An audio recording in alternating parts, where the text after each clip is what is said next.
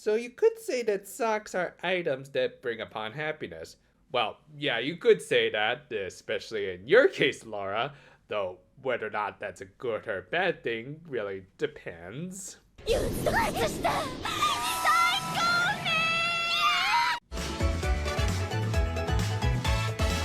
We enter into this manga's final chapter with our heroines helping set up an exhibit for the scalp hammerheads, aka Hammerhead Sharks. Oh, so we're getting the new 52 version of King Shark, are we?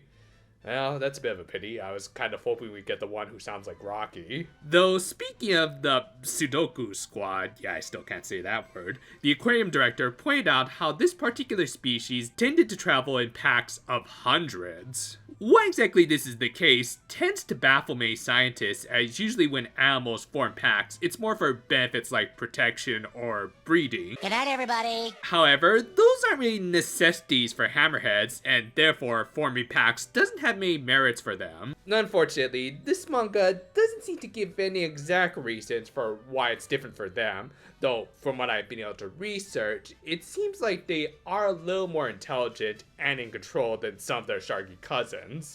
I'm having fish tonight! Remember the steps, man! And they seem to be found in less hostile waters, so there aren't really even that many threats or concerns about their population, again, packs of 100. This ended up kind of rocking the Tropical Club, especially after some random staff workers point out how they were a bit of a strange mixture of tropes, I mean personalities. Not helped by the fact that we also returned to that old nugget about how they didn't really have a defined club mission. Realizing that they really should start to rethink their goals, Laura proposed the Precure take a little hiatus. So what else new? They did end up taking a few days off, and not a whole damn month or two, and as a result, Mrs. Natsumi managed to provide a little perspective for her daughter. In that, she really shouldn't overthink these things, because ultimately, that could lead to her regretting not doing something sooner. With that in mind, they restarted the club the next day, with Manatsu's idea of a mission statement being exactly what you'd imagine it to be. I mean, okay, to be more exact, she wanted to leave things open-ended so that this whole group could try to find their own unique goals and tropical shiny and all that jazz. Yeah, it is a bit of a wishy-washy conclusion, but hey, that's kind of Tropical Rouge Precure in a nutshell, and at least it matched well with the overlying theme of Hammerhead Shark Packs just kind of coming together for no particular reason, including making a goddamn heart. Okay, now y'all are overtaxing the cheese factor here. Let's just move on before my lactose intolerance kicks in. The next chapter was, for this manga, the requisite Christmas chapter. Yeah, as of late, it's kind of been a toss-up for the franchise proper, including this book's source material that didn't have a Christmas episode, so yeah, this is actually kind of unique. In fact, they had a pretty interesting concept in introducing the holiday to the fish girl through the power of Google Sensei. Now you see, this is how you internet gentle. Anyway, like much of this manga, we also got a nice little showcase of what each of the cures prioritized for the holidays to give a little taste of each of their personalities. Good stuff as always, though I didn't realize Minori was a bit of a movie buff. It's just too bad nothing good came out last year.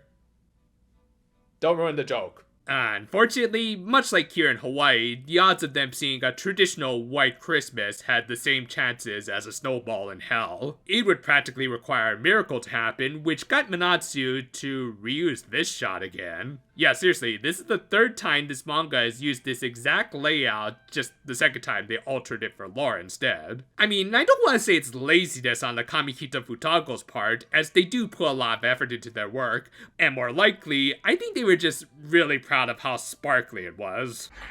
Shiny. Anyway, Manatsu gave the standard anime protagonist speech about how miracles happen, and believed they would even happen on the eve. Just go look for the action card, it'll be way easier. The night of Christmas Eve soon arrived, with the Cures agreeing to throw Laura a little party on a secluded beach, or at least I hope it was secluded, because I'm pretty sure y'all need a permit for something like that. Anyway, they exchanged gifts under the Christmas palm tree, with the Land Cures giving Laura socks after she had talked about them so much. And and Laura gave them an ornament made from the corpses of her fallen sea brethren. All that was missing from these festivities was some snow, which of course no-showed, leading to a funny routine of Laura demanding God send them some of the white stuff. Hey, phrasing! It would have been outright hilarious if we could have seen some of the faces Laura was making during the scene, because as we all know, she was one of the mean face factories of this show. I'll let you all decide who had the best mean faces overall though. Regardless, Laura was unfortunately bummed out, but Manatsu assured her that they would still have some fun. Though, just as she said that, snow actually did start to fall from a malfunctioning snow machine that just so happened to be at this particular beach at this particular time of night, localized entirely within their vicinity. Yes. Yeah, I think even Nagito Komaeda would call hacks on this. After Christmas, of course, came New Year's, thus our heroines partook in all of the standard activities of the holiday, including making really stretchy mochi, designing a bear mascot, and getting out some ink both for some face painting as well as kakizome. Basically an activity where they did calligraphy to put their New Year's resolutions to paper. This is especially important to them as this was their final chapter published in the pages of the Nakayoshi magazine, with even a one-panel montage showing several of their previous chapters. I mean, at least it's not a pointless clip show right before your final arc. But yeah, perhaps due to at least some meta-awareness, they wanted to do one last bit of tropical shine to wrap things up. So of course, the only answer was to go big. Thus they went full Katsuhika Hokusai, but had neither her talent or the Squid Dad to help them, so they kinda messed up, with even Minori ending up spilling all of their ink. Just say that your New Year's resolutions are interpretive and that you made a Rorschach painting. I'm sure that at least one guy will appreciate it. But yeah, they were at least supportive of Minori, in spite of her big slip-up that would also leave them with no more paper as they only had one sheet. However, the ever-tenacious Manatsu wasn't going to give up and just decided to paint the whole damn canvas black. Oh crap, she's gone full Yandere on us, hasn't she? No, thankfully, she decided to pull a Bob Ross and turn it into a happy accident by busting out some white paint to use on their black canvas. Moreover, they would just use regular paintbrushes, as obviously they weren't good with a big calligraphy brush. Yeah, it is a bit of a cheat, but they also did make a good metaphor out of it by saying that they were the white light that shines through a world covered in black darkness. Do have to agree with Asuka here that they didn't really fight all that great of a darkness when it came to the freaking Witch of Procrastination, but whatever, nice thought. And with that, this final magazine chapter ended with our heroines hanging their work that really should have had a lot more paint bleeding. Also, weren't they supposed to write all of their individual resolutions rather than just Manatsu's, or are they just all part of one big collective now? One of us, gobble gobble gobble. However, we're not quite done yet, as this Tankobon release, as usual, has one extra bonus chapter. Though it's unfortunately only of the standard page length of these chapters rather than the double or triple of other great extra chapters that gave us stuff like Salted Pepper, Jade, or Overloads of Yuri. But it is still pretty good, and at least worth taking a look at here. If anything, give us at least a little educational, as we open with Manatsu being inspired by a real-life quote by Michel de Montaigne, a philosopher from the French Renaissance who popularized the concept of essays as a literary genre. Now, just to be transparent, I'm not sure if I got the right quote here or not. In the original Japanese, it more directly translated to "don't put off until tomorrow what you can do today," which is actually a Benjamin Franklin quote. I mean, I don't think they got their quotes mixed up, and they might have just have used a simplified version of this one, but if I'm wrong, do feel free to point it out. Again, I'm just trying to be transparent, as well as open to any corrections y'all might have. You know, unlike some official localizers these days. Regardless, I do think this is a really good quote that also happens to sum up the series quite nicely, especially in regards to the witch's plot. Manatsu really agreed with that sentiment, to the point she was already starting to map out her entire future, and yeah, as usual, Laura's face sums up everything very nicely. Thus, for whatever reason, Manatsu gathered the Tropical Club together on their day off. I guess she wanted more witnesses to her eventual downfall. Okay, Actually, she did want to hear out everyone's future goals, which places this story a little after or near the end of the series, as these three managed to restate the goals they had figured out by the end of their respective arcs. I also have to kind of bring special attention to these bedroom eyes Asuka was making when she started talking about how she planned on going to the same school as Yuriko. Just already! Unfortunately, they ended up becoming unintentional enablers for Manatsu's tropical shiny addiction, as she was determined to get a head start on multiple life goals, which included fruity stir fries, scuba fly fishing, and bad Quetzalcoatl cosplay. Then, once again, the look on Laura's face sums up everything quite nicely. And when she showed no signs of slowing down, Laura decided to share a little legend about the Witch of Impatience. Basically, she was a mermaid who was the polar opposite of this series' main antagonist, who, as the name suggested, had so little patience, she tried to get everything done and planned out ahead of time. Saddest part is that, other than maybe the excessive amount of insurance policies, all of this isn't exactly all that crazy anymore now, is it? Though seriously, I wasn't expecting Precure of all things to bring up talks about insurance. If that had been the case, Healing Good might have been a much more depressing series. Anyway, I guess the mermaid version of Howard Hughes eventually succumbed to her own insanity and became a malicious spirit that would curse anyone who was going through some massive OCD with the inability to ever have fun again. I can't do it.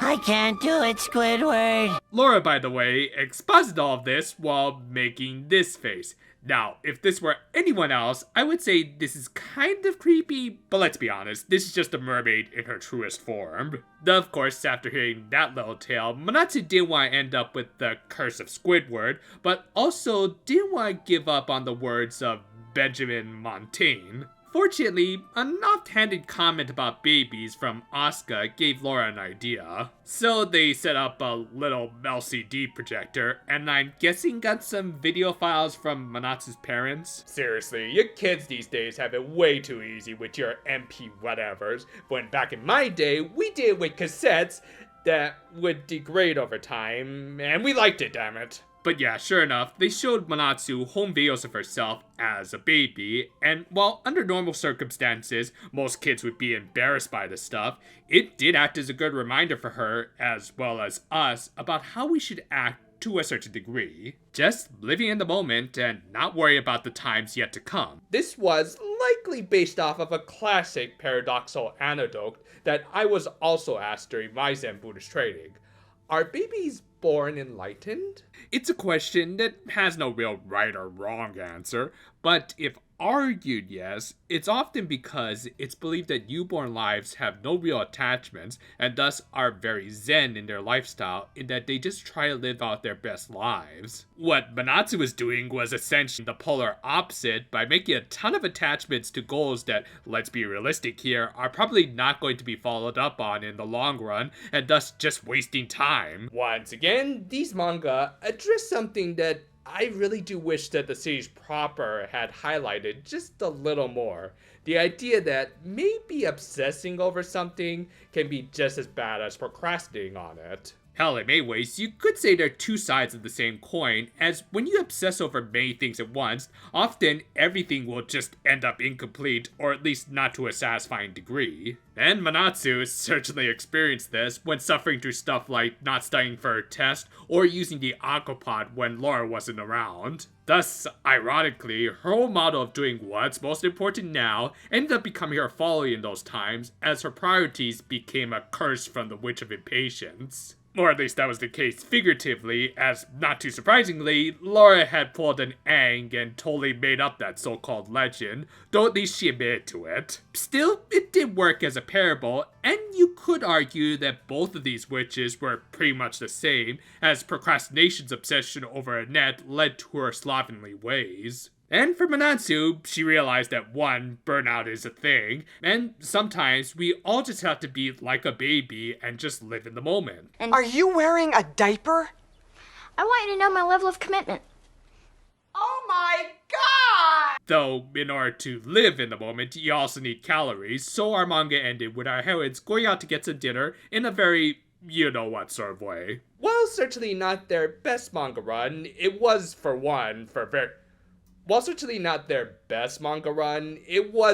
very understandable reasons, and even then, the Kamikitas did manage to provide us with some very solid stories. Part of that might have been because Tropical Rouge, in my opinion at least, never reached its full potential, especially when it came to its relatively deep and thought-provoking themes. Thankfully, as always, the Kamikitas were here to kind of pick up the slack, and at least give us some good supplementary material to fill in some of those holes.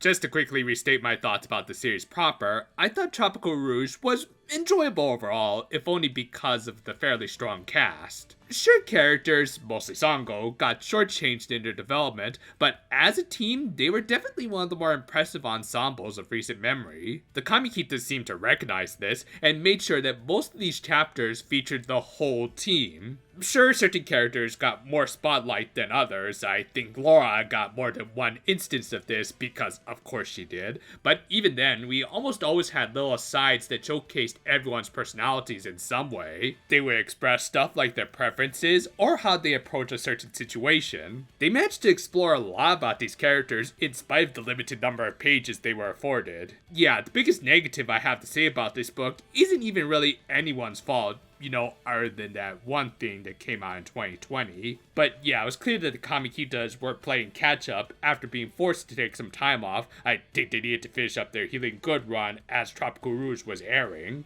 As a result, we did miss out on the usually epic extra-length tankobon chapters, but this one was at least decent in spite of the shorter length, if only because of the excellent moral that was kind of brought up in the series proper, but never really given as much attention as it deserved. Not to mention, it was delivered in a rare, clever way by using Zen Buddhism of all things. This, plus the Hammerhead chapter, does show that the Kamikitas do their research, which I can certainly appreciate at least. Thus, overall, and in spite of some very real-world constraints, this was still a very solid manga run for them. Now, I'm certainly looking forward to the food facts they can bring up for Delicious Party, beyond just quoting Granny all the time.